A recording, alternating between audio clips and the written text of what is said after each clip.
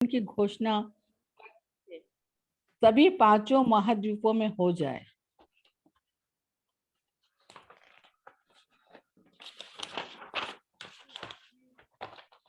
America के धर्म अनुयायियों द्वारा जिस क्षण यह दिव्य संदेश अमेरिकी तटों से सुदूर क्षेत्रों, यूरोप, एशिया, अफ्रीका और ऑस्ट्रेलेशिया और प्रशांत महासागर के अत्यंत दूरस्थ द्वीपों तक प्रसारित किया जाएगा, उसी क्षण यह समुदाय स्वयं को एक अनंत साम्राज्य के सिंहासन पर सुरक्षित रूप में विराजमान पाएगा।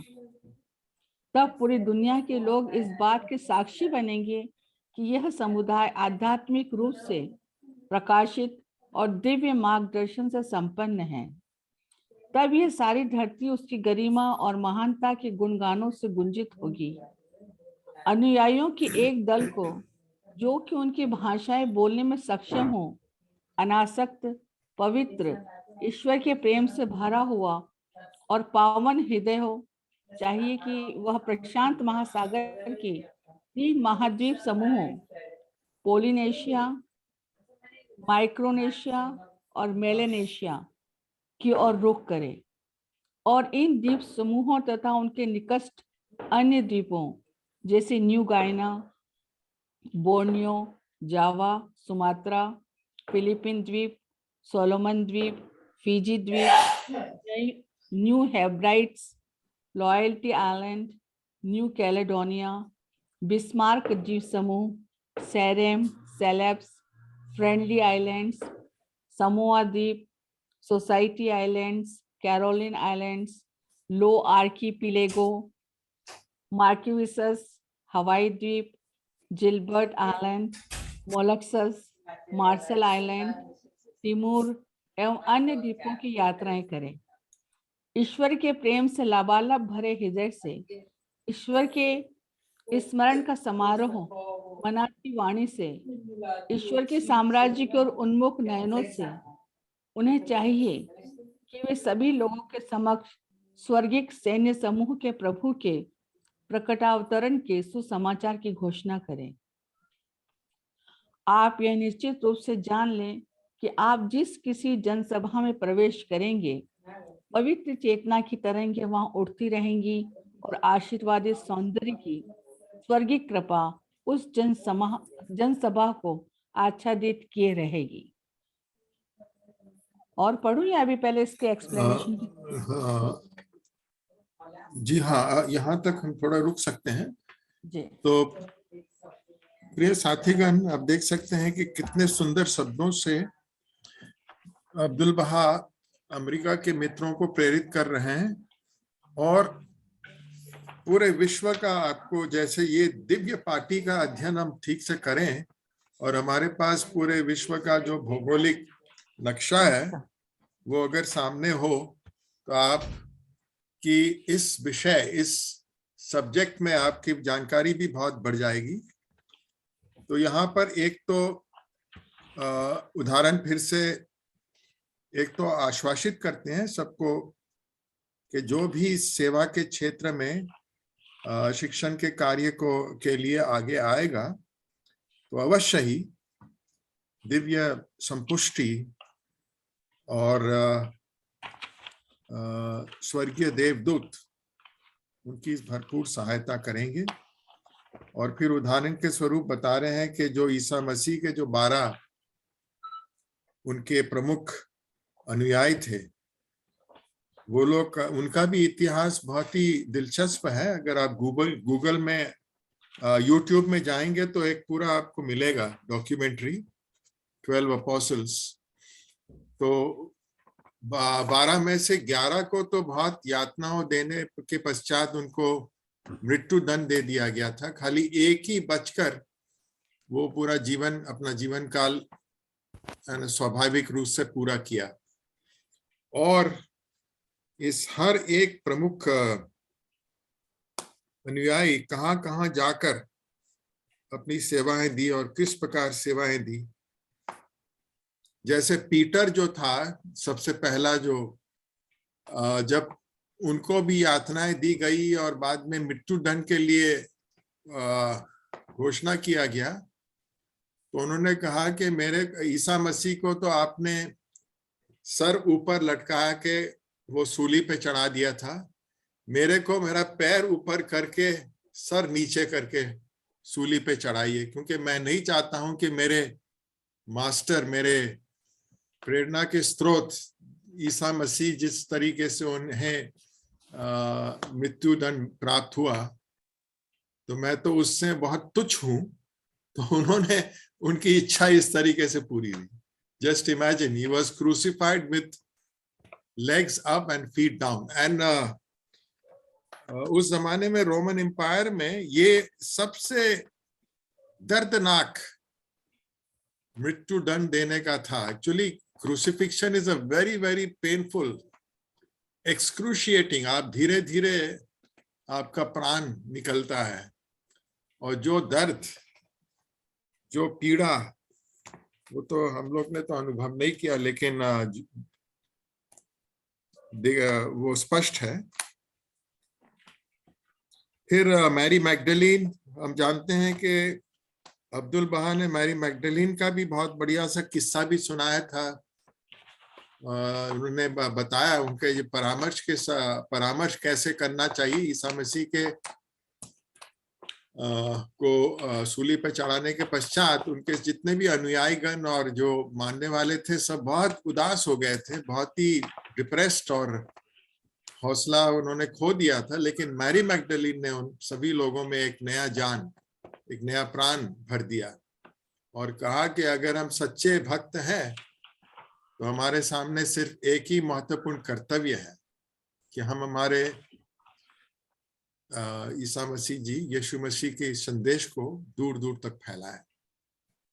और उन्होंने ये भी कहा कि जो लोग समझते हैं कि नहीं, मेरे लिए मेरा परिवार पहला है, मैं अनासक्त नहीं हो सकता हूँ, मैं उसको नहीं, तो आप अपने अपने घर भी लौट सकते हैं। लेकिन अधिक से अधिक लोगों ने अलग अलग जगह पर जाके संदेश, तो आज ये सभी की एक एक प्रतिमाएं हैं।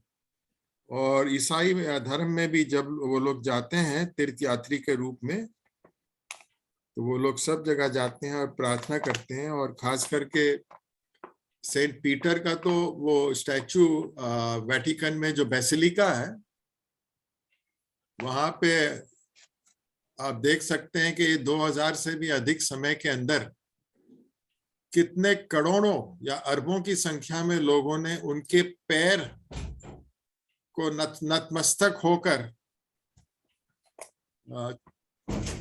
चुंबत किया, दे किस्ड। सो वहां जब वेटिकन में जाएंगे तो आप देखेंगे कि उनके पैर के कुछ हिस्से घिस गए हैं, यानी लोग इतना ज्यादा। तो ये एक उदाहरण है। और फिर बाद में अमेरिका के भाइयों को कहते हैं कि अभी तो अब तुम्हारे जो सेवाएं हैं उसका पूरा सबको पता नहीं है, आने वाले दिनों में बहुत सफलताएं मिलेगी और आपकी प्रशंसा की जाएगी। और फिर कहते हैं, और इन कुछ भागों का एडवेंट ऑफ डिवाइन जस्टिस में भी शोगी एफेंदी ने भी इसको और विस्तृत रूप से बताया भी है। और फिर इस बाकी का जो हिस्सा है, पूरा जो प्रशांत महासागर में जो द्वीप है, फिर जितने भी जगहें हैं आसपास के, पूरे एक एक को गिन कर, और प्रशांत महासागर में जितने भी द्वीप है वो सारे द्वीप को 3 भागों में बांट लिया गया है। एक तो पॉलिनेशियन आइलैंड्स है, एक माइक्रोनेशियन है, और एक मेलिनेशियन है। तो क्योंकि इन द्वीप की कुछ संस्कृति भी थोड़ा सा भिन्न है, वहां की भाषा भी पॉलिनेशियन बोलते हैं, माइक्रोनेशियन का भी एक से भाषा है, मेलिनेशियन है। फिर फिलिपिन आइलैंड, सोलोमन आइलैंड, ये सब, फिजी आइलैंड्स। उस समय तो ज्यादातर ये सब जगह यूरोप के अलग अलग सत्ताओं के कब्जे में था। फिर बाद में ये आजाद स्वतंत्र देश भी बने हैं। कुछ अभी भी फ्रांस और ब्रिटिश और या मुझे लगता है फ्रांस और ब्रिटिश के कुछ और भी हैं यहाँ पे द्वीप जो स्वतंत्र नहीं है। और जैसे इंडोनेशिया, जैसे जावा, सुमात्रा, ये तो इंडोनेशिया का ही हिस्सा बन गया। बोर्नियो का भी ब्रुनाई है और एक और हिस्सा है। तो इस तरीके से ये सब हम देख सकते हैं। मार्शल आइलैंड्स, गिलबर्ट आइलैंड्स, ये सारे तो आप देख सकते हैं कि वो विश्व के नक्शे से एक एक जगह का नाम अब्दुल बहा ने लिखा है। और पावन आत्मा, और हम कितना आशीर्वादित होंगे। तो ये तो हम सब ने अनुभव किया है। जब भी हम शिक्षण के क्षेत्र पे हम आते हैं तो हमें कितना कितना आशीर्वादित होते हैं, कितना हमारे को परमात्मा की सहायता का एहसास होता है। मुझे पूरा उम्मीद है कि हर मित्र कभी न कभी तो ऐसा को महसूस हुआ होगा। हाँ, नहीं, मेरा एक क्वेश्चन है जी कि हाँ, मुझे ये जी बड़ा ताज्जुब होता है कि अब्दुल बहा ने उस वक्त, जबकि मुझे नहीं मालूम, ये एक एक द्वीप का नाम लेकर और एक एक जी जगह का नाम लेकर जो बात कही है, तो ये उनको कैसे ही सारे नाम, मतलब वहां भी वो भी नक्शा वगैरह रखकर बैठते थे क्या? उस वक्त था एटलस वगैरह हाँ सब हाँ, था नहीं क्या? ये हाँ, मैंने अब शायद वो शुरू में जब हमारा स्टडी शुरू हुआ था, तो जब अमेरिका और कनाडा के भ्रमण के पश्चात अब्दुल बहा वापस यूरोप की तरफ जाने वाले थे, तो उनके शेष के दिनों में एक बहाई महिला ने अब्दुल बहा को एक एटलस भेंट किया।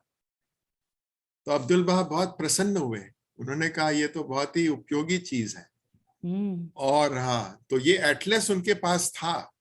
आप जानते हैं कि एक एटलस में बहुत सारे पूरे विश्व के भौगोलिक जानकारी होती है। पॉलिटिकल मैप होता है, फिजिकल मैप होता है, फिर इकोनॉमिक। आजकल तो सब कुछ गूगल में मिल जाता है, लेकिन जब हम लोग स्कूल में होते थे तो हमारे पास ज्योग्राफी का सब्जेक्ट जो होता था उसमें हमें एटलस देखना पड़ता था। फिर आप जानते हैं कि कैसे कहाँ कहाँ नदियां हैं, कहाँ कहाँ पहाड़े हैं, कहाँ कहाँ ये वादियां है। फिर जो बड़े बड़े सागर है, प्रशांत महासागर, अटलांटिक है, इंडियन, इस तरीके से कितने ओशंस है, 7 कॉन्टिनेंट्स है।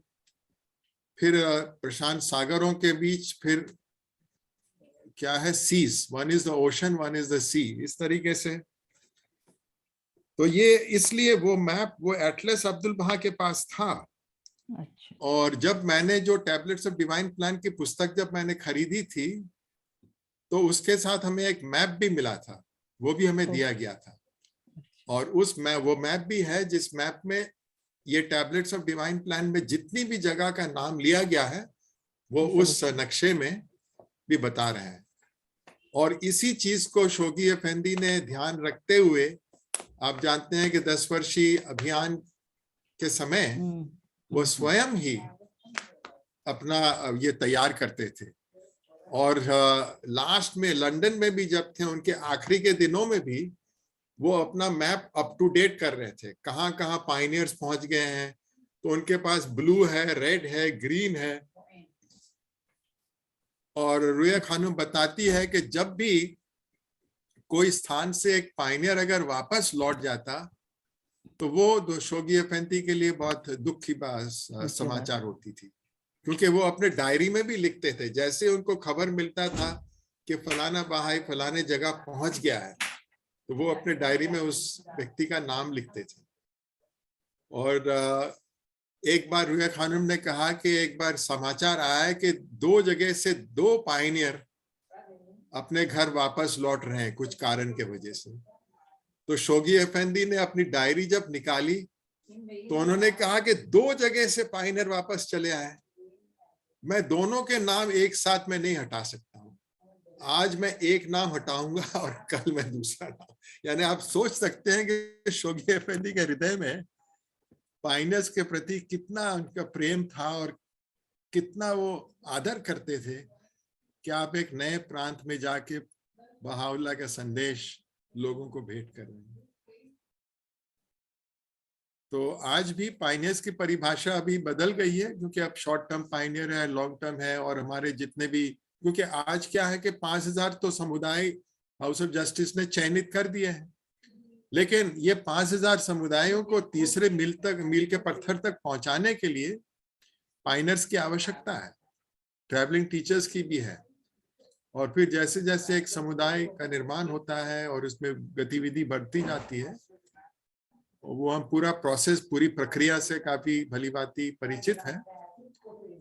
और फिर जब समुदाय निर्माण का काम आगे बढ़ता है और फिर वहां पे सैचुरेशन टीचिंग वगैरह होता है, तो फिर हर प्रकार की और भी चीजें आ जाती हैं।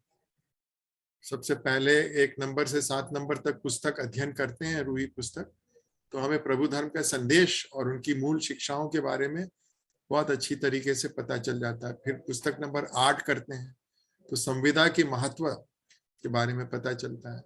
9 करते हैं तो महान संविदा का विषय आता है। फिर पुस्तक नंबर 10 करते हैं तो एक जयवंत या वाइब्रेंट, वो सब एक के बाद एक, या ना पूरा एक प्रोसेस है। तो आज पिछले 25 साल के दौरान जो हम विश्व न्याय मंदिर के मार्गदर्शन के अनुसार कर रहे हैं, उससे हमें बहुत ही ठोस और एक महत्वपूर्ण, बहुत ही अच्छी बुनियाद रखने का अवसर मिल रहा है। और धीरे धीरे स्थानीय आध्यात्मिक सभाओं को भी दायित्व अधिक से अधिक दिया जाएगा। तो साथीगण, आपकी तरफ से कुछ प्रतिक्रिया हो, प्रश्न हो तो आप साझा कर सकते हैं, अन्यथा हम श्रीमती जैनब जी आप आगे पढ़ सकते हैं अगर किसी को। नंबर 6, आप इस बात पर विचार करें कि प्रभु साम्राज्य की सुपुत्री और आशीर्वादित पूर्णता की प्रिय सेविका मिस एग्रेस अलेक्जेंडर ने अकेले ही हवाई द्वीपों और होनोलुलु द्वीप की यात्रा की, और जब जापान में आध्यात्मिक विजय प्राप्त कर रही है, और अब जापान में आध्यात्मिक विजय प्राप्त कर रही है, आप इस बात पर विचार करें कि इस सुपुत्री को हवाई द्वीपों में कैसे संपुष्टि प्राप्त हुई कि वह जन समूह के लिए मार्गदर्शन का साधन बन सकी। इसी तरह मिस नोबलॉच ने अकेले जर्मनी की यात्रा की, उसे कितनी दिव्य संपुष्टि प्राप्त हुई। अतः आप यह निश्चित जान लें कि इस युग में जो कोई भी दिव्य सुरभि के प्रसार के लिए उठ खड़ा होगा, उसे प्रभु साम्राज्य के समूहों से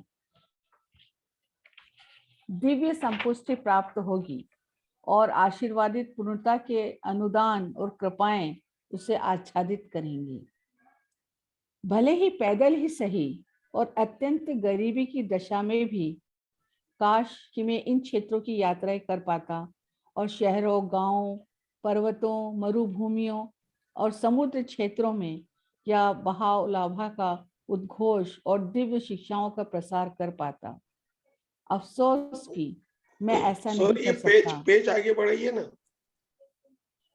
हाँ, वो अच्छा, आप पुस्तक से पढ़ रहे। हाँ, ये थोड़ा ठीक है। मुझे इस बात का कितना अफसोस है, ईश्वर की कृपा से आप यह कर पाए। वर्तमान समय में मिस अलेक्जेंडर के प्रयासों से हवाई द्वीप में अनेक लोग प्रभु धर्म के समुद्र तक पहुंच पाए हैं। जरा विचार कीजिए कि ये कितनी खुशी, कितने आनंद की बात है। मैं सैन्य समूह के प्रभु की सौगंध खाकर घोषणा करता हूं कि यदि इस आदरणीय पुत्री ने कोई साम्राज्य खड़ा किया होता तो वह साम्राज्य भी इतना महान नहीं होता, क्योंकि उसने जो साम्राज्य स्थापित किया है वह अनंत साम्राज्य है और उसकी गरिमा असीम है। इसी तरह यदि प्रभु धर्म के कुछ संदेशवाहक अन्य द्वीपों और हिस्सों में जा पाते, जैसे कि ऑस्ट्रेलिया महाद्वीप में, न्यूजीलैंड, तस्मानिया और जापान, एशियाई रूस, Korea, French Indo China, Shyam खाड़ी के प्रदेशों में, भारत, श्रीलंका और अफगानिस्तान में भी, जो अत्यंत महान परिणाम सामने आते। कितना अच्छा होता कि स्त्रियों और पुरुषों का एक दल साथ साथ चीन और जापान की यात्रा पर जा सकता, ताकि प्रेम का ये बंधन और मजबूत होता और इस आवागमन के माध्यम से वे मानव जाति की एकता स्थापित कर पाते, ईश्वर के साम्राज्य की ओर लोगों का आह्वान कर पाते और शिक्षाओं का प्रसार कर पाते। इसी तरह यदि संभव हो तो उन्हें Africa, Canary Island, Cape Verde Island, Madeira द्वीप, Union Islands, Saint Helena, Zanzibar, Mauritius इत्यादि जगहों की भी यात्राएं करनी चाहिए और उन देशों में लोगों का ईश्वरीय साम्राज्य की ओर आह्वान करना चाहिए और या बहाउल आभा का उद्घोष करना चाहिए। उन्हें मेडागास्कर द्वीप पर भी मानव जगत की एकता का परचम फहराना चाहिए। इन देशों और द्वीपों की भाषाओं में पुस्तक, पुस्तिकाओं इत्यादि का लेखन अथवा अनुवाद किया जाना चाहिए ताकि उन्हें सभी क्षेत्रों, सभी दिशाओं में वितरित किया जा सके।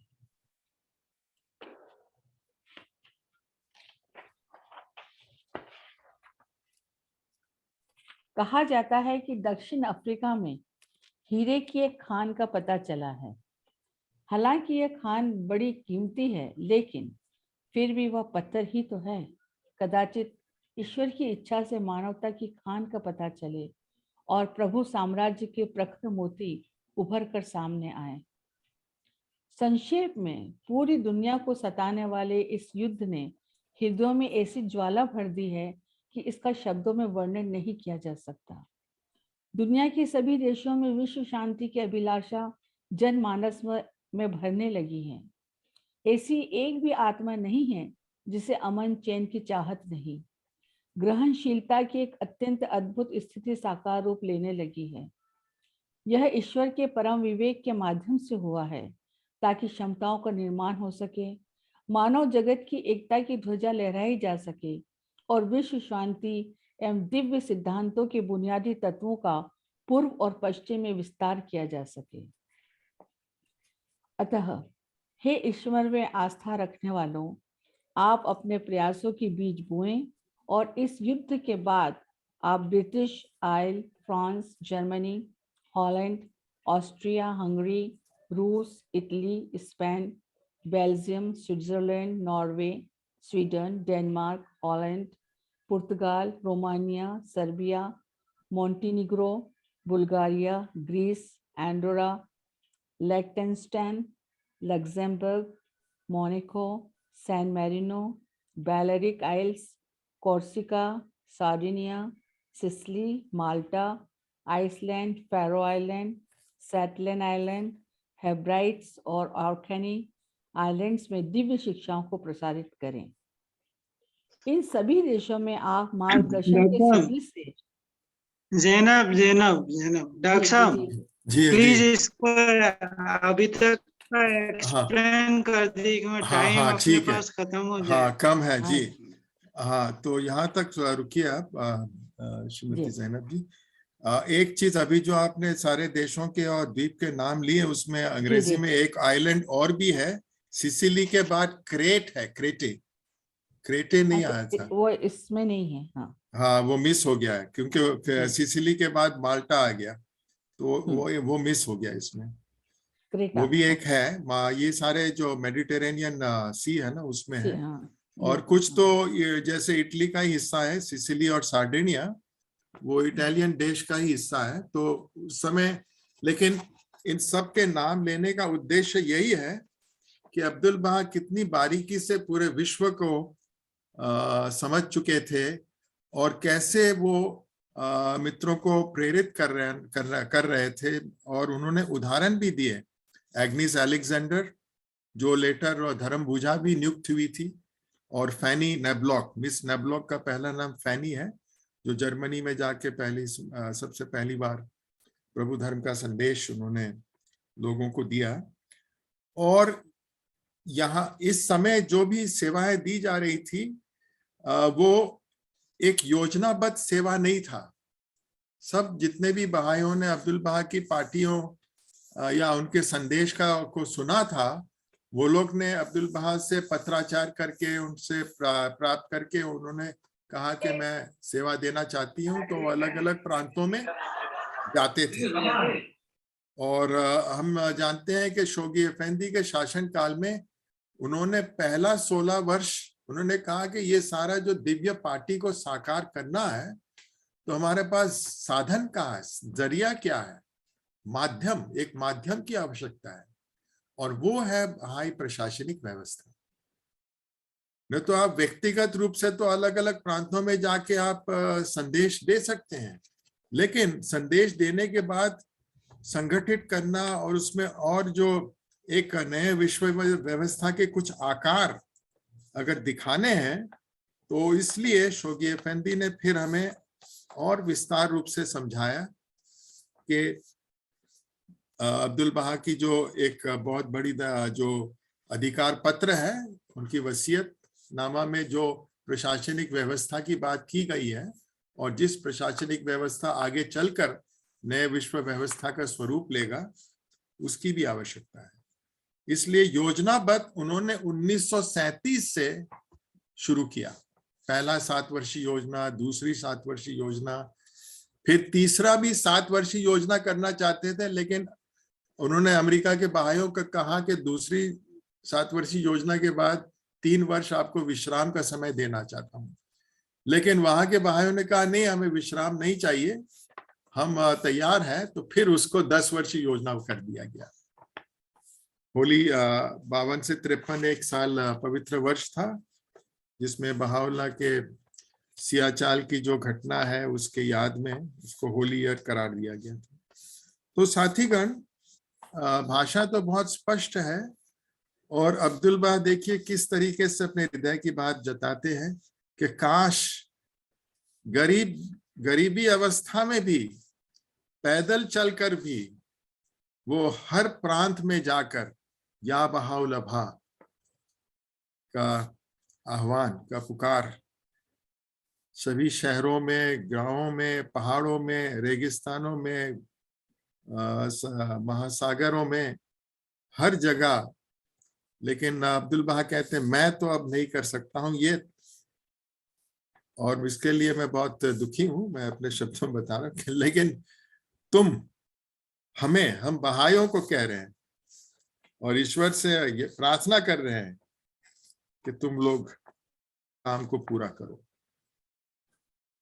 तो हवाई आइलैंड्स का फिर से जिक्र कर रहे हैं क्योंकि मिस अलेक्जेंडर, एग्निस अलेक्जेंडर हवाई की थी, हवाई आइलैंड्स, और वहां से उन्होंने अपना प्रभु धर्म का संदेश भी उनको वहां मिला और वहां से फिर वो पूरे प्रशांत महासागर में, जैसे जापान है, कोरिया है और चाइना, वो चाइना भी गई थी। तो उनका भी एक पूरा एक बहुत ही लंबा एक सेवा का रिकॉर्ड है। So she was also a hand of the cause. और एक चीज मैं और भी देख रही हूँ कि इसका हाँ, जितने भी स्टार्टिंग हुई है सब ज्यादातर मिस, मतलब औरतों ने स्टार्ट किया है। हाँ, महिलाओं ने पहला कदम, हाँ, मिस नोबलॉज उनका योगदान। यस यस, हाँ, मिस मार्था रूट का भी आया था शायद। हाँ, इस तरीके से। हाँ, तो उस समय देखिए, और विशेष करके हम जानते हैं कि पश्चिमी देशों की महिलाएं बहुत ही अग्रणी और एडवांस्ड है, बहुत ही उनका सोच भी बहुत विकसित है। और अब्दुल बहा के भी जितने भी जो हेराल्ड्स ऑफ द कवर्नेंट है उसमें लुआ गेटसिंगर है, ये सब लोग भी उसमें आते हैं। तो आप देख सकते हैं कि कैसे महिलाओं का योगदान शुरू से, बहाउल्लाह के जमाने में तो कम था, बाप के जमाने में सिर्फ ताहिरा एक थी,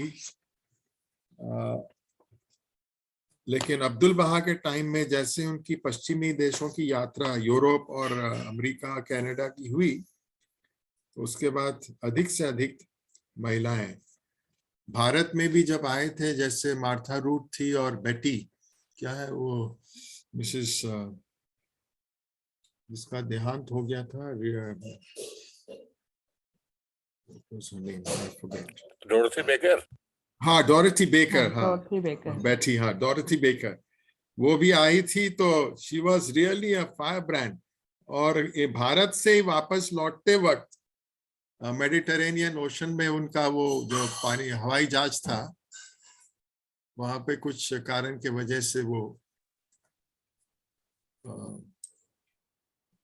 खराबी के वजह से वो डूब गया. So she died on returning, and she was member of the National Assembly of US. और फिर अमेरिका का मशरिकुल अस्कार के निर्माण के लिए भी अब्दुल बहा ने कॉरिन ट्रू, वो भी महिला थी, कॉरिन ट्रू को उन्होंने पूरा दायित्व दिया कि तुम्हारे नेतृत्व में बाकी तुम्हारे साथीगण वहां के मंदिर के निर्माण के काम को आगे बढ़ाएं. She was also a hand of the cause. She lived right up to 95, 98, I think. So Sathigan, then Amelia Collins, and of course Shoghi Effendi के स्वर्गारोहण के पश्चात अमतुल बहा रुया Khanam. She is the one. That's why इसलिए जब Holi land में हम जाते हैं तो उनका एक स्थान एक बहुत ही विशेष है. इसलिए अब्दुल बहा के घर के सामने ही उनका समाधि स्थल भी है. Because of all the hands of the gods, she was also the wife of the guardian. And उन्होंने सिर्फ एक बार कहा था कि मेरे मृत्यु के पश्चात मैं जो बहाई कब्रिस्तान है गुलिस्तान, वहां पे मैं नहीं चाहूंगा दफनाना, क्योंकि वहां पे कुछ कवर्नेंट ब्रेकर्स के भी कब्र है. तो इस बात को हाउस ऑफ जस्टिस मेंबर्स ने ध्यान रखते हुए, और अंत तक रुया खानम को पता नहीं था कि क्या है, वो बहुत ही गुप्त रखा था. लेकिन जब उनके मृत्यु के पश्चात बहाइयों को बताया गया कि उनके लिए हमने विशेष एक परमिशन लिया हुआ है इजराइल सरकार से कि यहाँ पर उनके समाधि स्थल होना चाहिए. So friends, like that we can see the